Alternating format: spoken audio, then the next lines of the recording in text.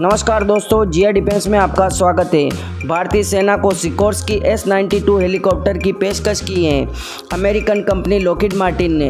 Lockheed Martin India के vice president और chief executive William Blair ने द प्रिंट से बात करते हुए कहा कि सिकोर्स्की S-92 एक बड़ा ट्विन इंजन वाला हेलीकॉप्टर है जिसका उपयोग सिविलियन और सैन्य दोनों उद्देश्यों के लिए किया जा सकता है। यह भारतीय सेना के लिए प्रस्ताव है। टाटा निर्मित S-92 केबिन आपूर्ति 2012 से लॉकहीड मार्टिन को की गई है। 157 से अधिक केबिन टाटा द्वारा हैदराबाद में अपनी ग्रीनफील्ड सुविधा में लॉकहीड मार्टिन को बनाकर दी गई।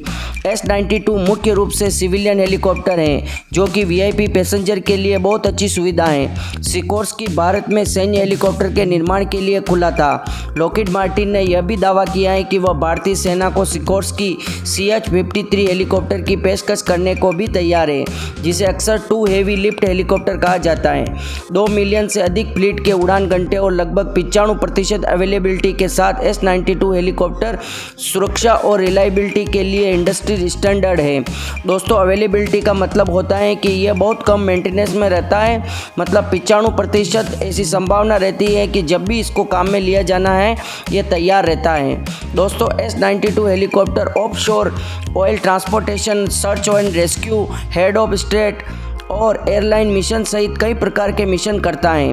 13 राष्ट्रों ने अपने इम्पोर्टेंट स्टेट मिशनों के प्रमुख के लिए S-92 हेलीकॉप्टर का चयन किया गया। मई 2014 में Sikorsky marine one helicopter fleet को बदलने के लिए अमेरिकी नौसेना अनुबंध जीतने और एक सिद्ध और भरोसेमंद मंच के रूप में S-92 में विश्वास मत जीतने के लिए सम्मानित किया गया था। दुनिया का सबसे एग्जीक्यूटिव ट्रांसपोर्ट हेलीकॉप्टर हमारे कॉमर्शियल प्लेटफॉर्म से बनाया जाएगा। Former chief of army staff Indian army Bipin Rawat sir helicopter दुर्घटना में शहीद हो गए थे क्योंकि Mi-20 हेलीकॉप्टर अब पुराना हो गया है। और दोस्तों, ऐसे हेलीकॉप्टर का उपयोग हमारे वीआईपी को लाने ले जाने के लिए नहीं करना चाहिए क्योंकि ये कभी भी नुकसान पहुंचा सकता है। इसलिए S-92 का उपयोग वीआईपी को लाने ले जाने के लिए करना चाहिए और यूएस प्रेसिडेंट की तरह भारत के प्रधानमंत्री के लिए इस तरह के हेलीकॉप्टर का उपयोग करना चाहिए और इसको इंडियन आर्मी में भी शामिल करना चाहिए।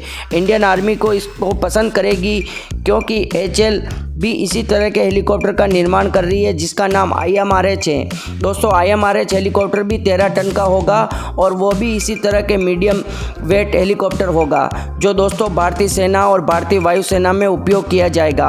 पर दोस्तों, अभी हमारे वीआईपी और भारतीय सेना को इतने बड़े हेलीकॉप्टर की ज़रूरत है और जो Mi-17 हेलीकॉप्टर रिटायर्ड होने वाले हैं उनके बदले HAL जो IMRH बनाने वाला है उसमें अभी दोस्तों 2030 या 35 का समय लगेगा।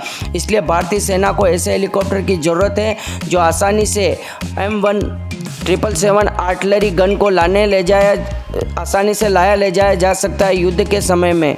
और दोस्तों, ट्रूप को भी छोड़ा जा सकता है बिना किसी दुर्घटना के।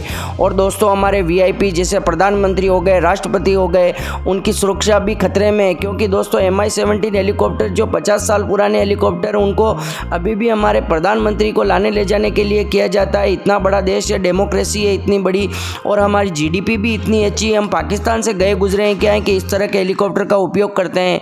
पाकिस्तान के घटिया प्रधानमंत्री और घटिया लोग भी इस तरह के हेलीकॉप्टर का उपयोग करते हैं। तो भारत से उन तो कई गुना आगे हैं। हमारे प्रधानमंत्री को हम खतरे में कैसे डाल सकते हैं। तो दोस्तों, हमारी एजेंसियों को चाहिए कि इस तरह के हेलीकॉप्टर को भारतीय सेना के लिए भी खरीदा जाए और हमारे वीआईपी के लिए जल्द से जल्द इस तरह के हेलीकॉप्टर खरीदा जाए। दोस्तों, हम स्वीडन से इस तरह के हेलीकॉप्टर को खरीद रहे थे जो एयरबस की कंपनी है और यूरोपियन कंट्री से इस तरह के हेलीकॉप्टर को खरीदने वाले थे और इस तरह के लगभग 2 हेलीकॉप्टर हमारे पास आ भी चुके थे।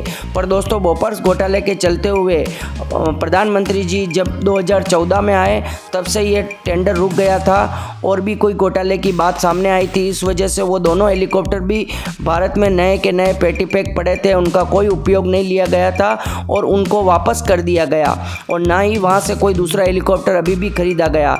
जब 15 साल पहले हेलीकॉप्टर खरीद लिया गया था Mi-17 को पुराना समझ के, तो हम किस तरह 15 साल के बाद भी हमारे सिविलियन की और हमारे वीआईपी पैसेंजर की जान खतरे में डाल रहे हैं और हम इस तरह के हेलीकॉप्टर का उपयोग कर रहे हैं। भारत एक बहुत बड़ा देश है और भारत में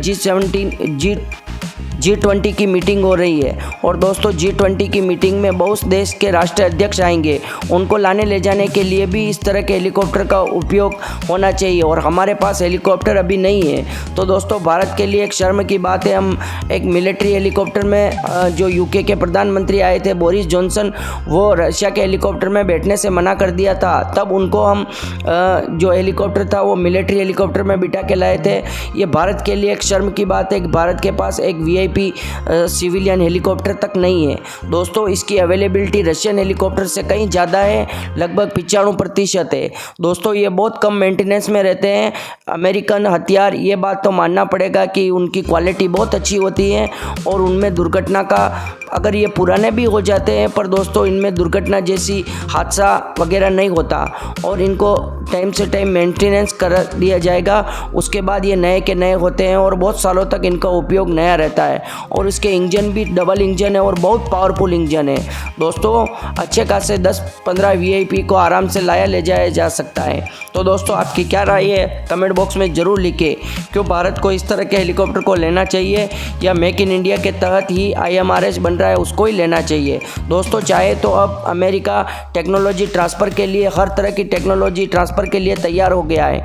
तो अब अगर हम मेक इन इंडिया के तहत इस तरह के हेलीकॉप्टर को बनाना चाहे तो भी हम बना सकते हैं। सिकोर्स्की लॉकहीड मार्टिन ने यह भी कहा है कि आप मेक इन इंडिया के तहत 100% ट्रांसफ़र टेक्नोलॉजी कर दी जाएगी और भारत में भी इसको आत्मनिर्भर भारत के पहल तैयार किया जा सकता है। तो दोस्तों आपकी राय कमेंट बॉक्स में लिखना ना भूलें और जय हिंद लिखना ना भी भूलें। जय हिंद दोस्तों।